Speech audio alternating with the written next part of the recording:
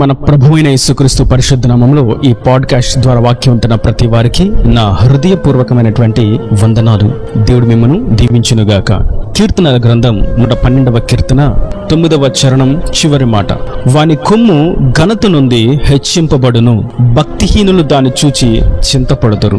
వాని కొమ్ము ఘనత నుండి హెచ్చింపబడును అనేటువంటి మాటను మనం చూస్తున్నాం. ఆయన తన జిల్లను ఎప్పుడు కూడా హెచ్చించడానికి, ఘనత నొందింప చేయడానికి, ఆశీర్వదించడానికి, దీవెన స్థానములో ఉన్నత స్థాయిలో నిలబెట్టడానికే ఆయన ఇష్టపడుతూ ఉంటాడు.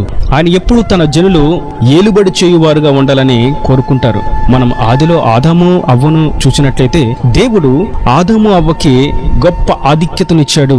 సర్వ సృష్టి వారి ఆధిపత్యంలో, వారి ఏలుబడిలో ఉన్నట్లుగా, వారి అధికారం క్రింద ఉండినట్లుగా చేశారు. ఇంకా ప్రభు అంటారు, మీరు ఫలించి విస్తరించి భూమిని ఏలండి అని చెప్పారు.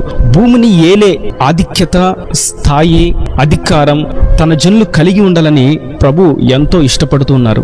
ఆయన తన జనుల యొక్క కొమ్మును హెచ్చిస్తాడు. ఇక్కడ వాని కొమ్ము ఘనత నుండి హెచ్చింపబడును అని చూసినప్పుడు, వాని కొమ్ము అనగా ఎవరి కొమ్ము, ఎవరు వారు, ఎవరినైనా హెచ్చిస్తాడు. ఆయన స్వరూపంలో జనులను సృష్టించాడు కాబట్టి ప్రతి మనిషిని కూడా హెచ్చిస్తాడా అంటే కానీ కాదు. ఒకవేళ అలా హెచ్చించాలి అన్నప్పుడు అందరూ ఉన్నత శిఖరాల మీదే ఉంటే పని చేయువారు ఎవరు? అందరూ ఉన్నత శిఖరాల మీదే ఉంటే ఆలోచన చెప్పువారెవరు? అందరూ ఉన్నత శిఖరాల మీదే ఉంటే పనిని నిర్వర్తించువారు ఎవరు? ఫలమును అనుభవించువారెవరు? ప్రయాస పడువారు ఎవరు? కానీ తన జనులను ఆయన హెచ్చింపచేస్తాడు. ఎవరు ఆయన జనుడు అని మనం చూసినట్లయితే కీర్తనల గ్రంథం 75వ కీర్తన 10వ చరణం, భక్తిహీనుల కొమ్ములన్నిటినీ నేను విరగగొట్టెదను, నీతిమంతుల కొమ్ములు హెచ్చింపబడును. ఇక్కడ నీతిమంతుల కొమ్ము హెచ్చింపబడును అని మనం చూస్తున్నాం. దాని అర్థం ఆయనను విశ్వసించి నోటితో ఒప్పుకొని ఆయన చిత్తానుసారంగా ఆయన ఆజ్ఞలను అనుసరించి సత్య మార్గములు నడుచువారు నీతిమంతులు. వీరి కొమ్ము హెచ్చింపబడును.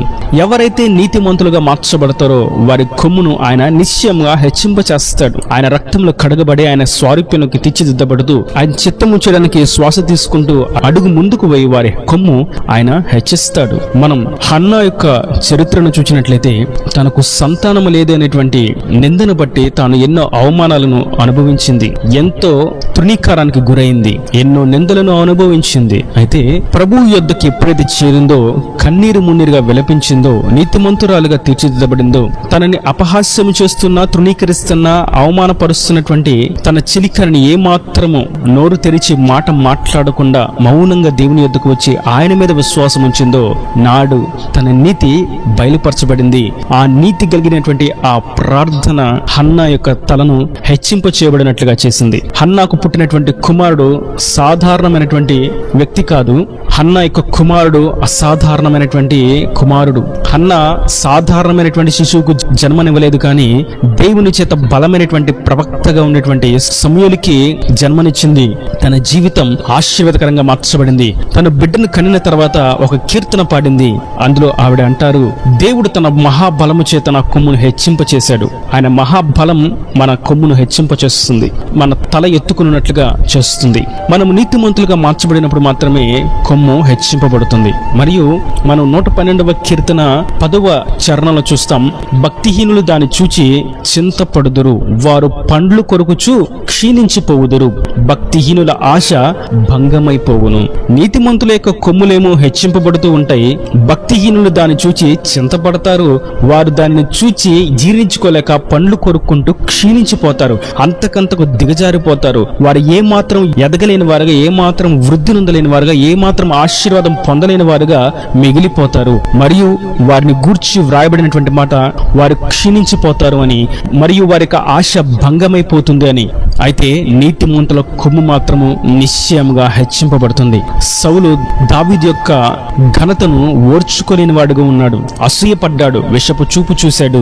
తన సొంత అల్లుడు, తన కుమార్తెను పెళ్లి చేసుకున్నటువంటి తన అల్లుడు అని కూడా చూడకుండా చంపడానికి ప్రయత్నం చేశాడు. ఎప్పుడైతే విషపు చూపు చూశాడో వచ్చాడో, చంపడానికి ప్రయత్నం చేస్తూ వచ్చాడో నాడే సౌలు నానాటికి క్షీణించిపోతూ వచ్చాడు.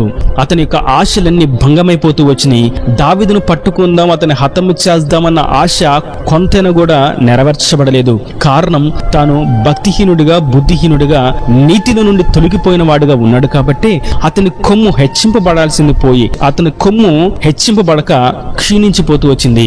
దావీదు దేవుని నమ్ముకొని నీతిగా ఉన్నాడు కాబట్టి తన తరుముతున్న సౌలుకి ఏమాత్రం హాని చేయకూడదని ఎరిగిన వాడు కనుక, తాను ధర్మశాస్త్రం అనుసరించి జీవిస్తున్న వాడు కనుక, దేవుని దృష్టికి నీతిమంతుడిగా ఎంచబడ్డాడు కనుక అతని కొమ్ము హెచ్చింపబడింది. ఇజ్రాయేలీల 12 గోత్రములను పాలించేటువంటి రాజుగా దేవుడు అతన్ని నిర్ణయించాడు.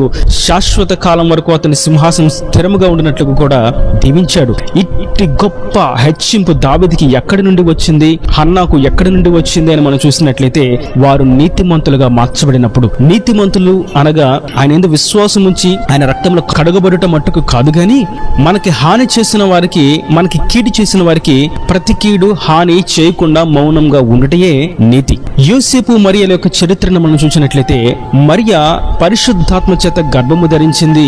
ప్రభు యొక్క జన్మకు కారణ జన్మురాలుగా తాను ఏర్పరచబడిన పాత్రగా ఎన్నుకోబడింది. అయితే ఇది ఎరుగని యోసేపు మరియను ఏమాత్రము అవమానపరచనల్లక, తాను ఇటువంటి దుష్టకార్యం చేసింది, పాపక్రియ జరిగించింది, నేను ఆ బిడ్డకు తండ్రిని కాను, ఈ యొక్క పాపమును గురించి వెలికి తీయండి పెద్దల యొద్దకు వెళ్ళి, న్యాయాధిపతుల యొద్దకు వెళ్ళి, యాజకుల యొద్దకు వెళ్ళి ఏమాత్రము కూడా అవమానపరచడానికి, మరియతో వాక్కువాదము చేయడానికి యోసేపు ఏమాత్రం అడుగు వేసిన వాడుగా లేడు. తాను నీతిమంతుడై ఉన్నాడు కనుక మరియను ఏమాత్రం అవమానపరచనల్లక మౌనంగా వెళ్ళిపోయాడు. ఇది నీతిమత్వం. నీతిమంతులు ఎదురాడే గర్వపు, అహంకారపు క్రియలు జరిగించరు. వాదనలో నా వాదన గెలుస్తుంది అని ప్రయత్నము చేయరు. నీతిమంతులు జరిగిన దాన్ని బట్టి మౌనంగా దేవునికి విన్నవించుకుంటారు, దేవునికి తెలియచేస్తారు. అప్పుడు దేవుడు వారి యొక్క కొమ్మును హెచ్చిస్తాడు. యోసేపు తాను కలిగినటువంటి పరిస్థితిని బట్టి దుఃఖించి ప్రార్థన చేశాడు. దేవుడు కల రూపంలో యోసేపుకు తెలియజేశాడు, యోసేపు, నీ భార్యను నువ్వు మరలా చేర్చుకో, తాను ఎటువంటి పాపము చేయలేదు కానీ పరిశుద్ధాత్మ చేత గర్భము ధరించింది అని దేవుని చేత విషయాన్ని తెలుసుకొనగలిగాడు. నీతిమంతులై ఉండుట చేత మరియు అతని కొమ్ము హెచ్చింపబడింది. నేటికి దేవుడు వాడుకున్నటువంటి అతి శ్రేష్టమైనటువంటి పాత్రలు ఈ భూమి మీద ఎవరు అంటే మరియా మరియు ఆమె యొక్క భర్త యోసేపు. వారి కొమ్ము హెచ్చింపబడ్డానికి కారణం వారి యొక్క నీతిమత్వం. కనుక ఈ వాక్యం వింటున్నటువంటి నా ప్రియ సహోదరులారా, మన కొమ్ము హెచ్చింపబడాలి అంటే మనంతట మనం మన గొప్పతనాన్ని, మన ఢమ్మాన్ని చెప్పుకోవడం కాదు గాని, మనకు అవమానం కలిగిన చోట మౌనంగా వెళ్ళిపోవడమే. ఆయన సరైన సమయంలో, నిర్దిష్ట తరుణంలో నీతిమంతుల కొమ్మును హెచ్చిస్తాడు. నిశ్చయంగా ఆయన తన జనుల కొమ్ము హెచ్చింప చేస్తాడు. భక్తిహీనులైతే వారు ఎదుగుతున్న దాన్ని చూచి, వారి సేవ వృద్ధి నొందుట చూచి, వారి పరిచర్య వృద్ధి నొందుట చూచి, వారి విశ్వాసం ఎదుగుట చూచి, వారి ప్రార్థన శైలిని చూచి, వారి విశ్వాస పటిమను చూచి, వారి యొక్క ఆధ్యాత్మిక వృద్ధిని చూచి కలవరపడతారు, చింతపడతారు. వీరు ఎంతగా ఎదుగుతున్నారు, వీరు ఎంతగా ఆశీర్వదించబడుతున్నారు, వీరు ఎంతగా దీవించబడుతున్నారు అని చింతపడతారు.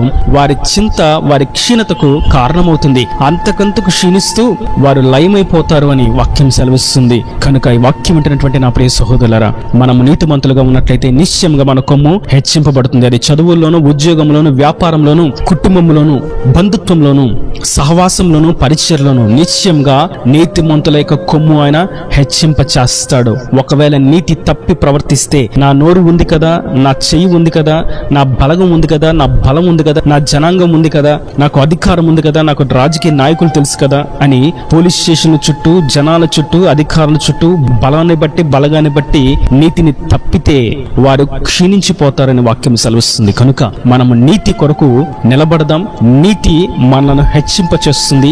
నీతిమంతులుగా మనం నిలబడితే ఆయన కొమ్మును హెచ్చింప చేసి అంతకంతకు వృద్ధి నిందింపచేస్తాడు. ఈయన దేవుని మాటలు ప్రతి వాని హృదయంలో నీరుకట్టి ఫలింపచేయను గాక. ఆమేన్. God bless you. తలల వంచి కన్నులు మూసినట్లయితే మీ కొరకు చిన్న ప్రార్థన.